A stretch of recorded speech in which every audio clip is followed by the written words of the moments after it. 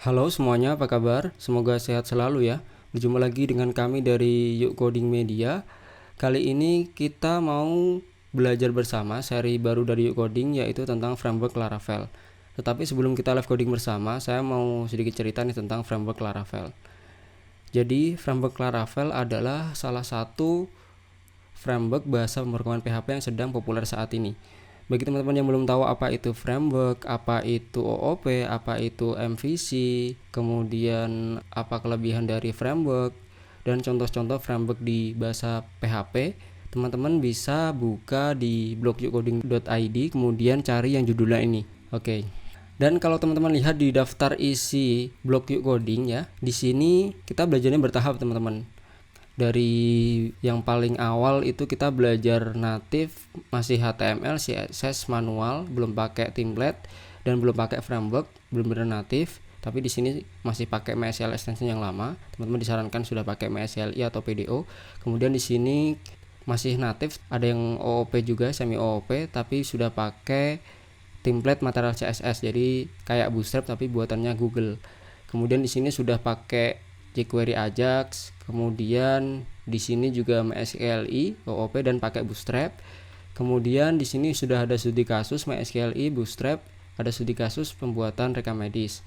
Kemudian kita lanjut ke tutorial framework kode igniter dasar. Ini baru dasarnya, belum ada template. Jadi biar paham CI dasarnya di sini, kemudian kita baru bikin studi kasus untuk CI pakai Bootstrap juga, itu aplikasi post ini ya teman-teman. Tapi di sini kita belum ada Laravel ya. Kita mau bahas di seri ini. Kenapa di sini framework Laravel agak akhir ya? Setelah melewati fase-fase yang tadi di atas itu dan setelah CI.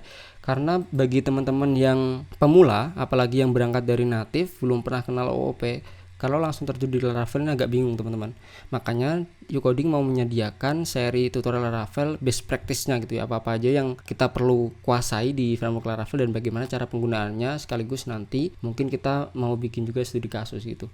Jadi kalau teman-teman lihat, Laravel itu sebenarnya hampir sama dengan CI. Maksudnya ada OOP, ada MVC, tetapi di sini lebih modern development, teman-teman. Ada kayak artisan, kemudian dia ada local dev server, pakai komen-komennya tuh lebih banyak gitu. Jangan nanti di CI4 juga dia sudah ada konsep modern development mirip Laravel. Tapi CI3 itu sebenarnya rasa-rasanya itu masih coding native gitu, teman-teman. Tapi udah terstruktur, sudah OOP dan sudah MVC. Itu bagi teman-teman yang baru pemula dari native belajar framework enaknya pakai CI. Itu kenapa banyak yang masih pakai CI3 gitu. Tapi kalau langsung terjun ke Laravel lebih enak lagi kalau teman-teman belajar dulu CI3 baru ke Laravel, atau CI3 kemudian CI4 baru Laravel juga boleh. Intinya kalau dari native langsung ke Laravel itu agak berat gitu kalau bagi teman-teman pemula, kecuali dia sudah paham pakai package manager, kemudian OOP-nya udah matang dan lain sebagainya gitu, udah paham modern development kayak Node.js gitu ya misal. Dan kenapa kita CI kita dulu kan, karena CI ini menurut saya bagusnya dia adalah update-nya itu lama. Jadi update lama ini ada keuntungan tersendiri. Jadi bagi developer tuh belajarnya tidak cepat gitu, gak buru-buru ya teman-teman.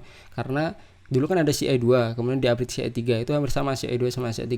Teman-teman pakai CI3 ini ya kayak gitu terus, mau sampai kawanmu codingnya kayak gitu. Kemudian baru di-update dia ada CI4 yang mengusung tema modern development kayak biar ngetren kayak sekarang ya. Dan kalau di Laravel ini udah dari awal pakai modern development, banyak tools magic menurut saya, dan kita agak susah customnya. Tapi ya karena apa ya, membantu sebenarnya sih, makanya kita belajar Laravel gitu. Dan di sini kalau teman-teman lihat di bagian release note-nya, CI kan baru 2, kemudian 3, dan di sini baru dikembangkan yang 4 ya pada saat video ini dibuat pertengahan April. Tetapi di Laravel coba kita lihat, dia versi aslinya dia ada 4 sih, ada 4.2 ya, kemudian 5, kemudian P55. LTS-nya dia 55 sama 6. Nah ini sebenarnya dia versi rilisnya masih tergolong baru kalau dibandingkan CI dan framework yang lain, itu termasuk baru Laravel ini. Tapi lihat, yang versi 7 yang mau kita pelajari pada seri ini, itu dia rilis 3 Maret 2020 dan dia sudah ada rencana mau upgrade ke Laravel 8. Jadi baru aja rilis, mungkin teman-teman masih pakai yang 5 titik, kemudian belajar 6, udah ada 7, dan dia mau rilis juga 8 gitu. Jadi belajarnya harus cepat. Karena versi yang 5 titik itu dengan 67 ini hampir sama ya. Itu ada beberapa cara pakai library itu yang berbeda gitu. Jadi mau tidak mau kita harus menyesuaikan. Nah itu kenapa dia cepat banget gitu kayak Node.js gitu ya.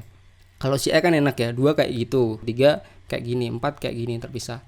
Sedangkan framework yang lain seperti YII itu baru 1 sama 2. Oke, kemudian Symfony ini kayak sumbernya Laravel juga terinspirasi dari sini.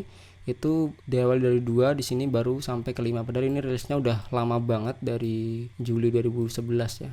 Oke. Jadi biar teman-teman ada gambaran ya kenapa belajar ini. Dan itu tadi saya sarankan teman-teman sudah pernah lah paling enggak belajar CI. Jadi biar tidak langsung bingung teman-teman. Bagi teman-teman yang belum pernah pakai CI, berangkat dari native, belum pernah tahu OOP atau sebagainya, teman-teman sebaiknya ikuti tutorial kami yang CI ya, CI dasar atau yang native yang OOP sebelum ikuti tutorial ini. Oke, mungkin video kali ini itu saja. Kita hanya mau sharing aja sih kenapa Laravel, kenapa ini baru sekarang gitu juga kan.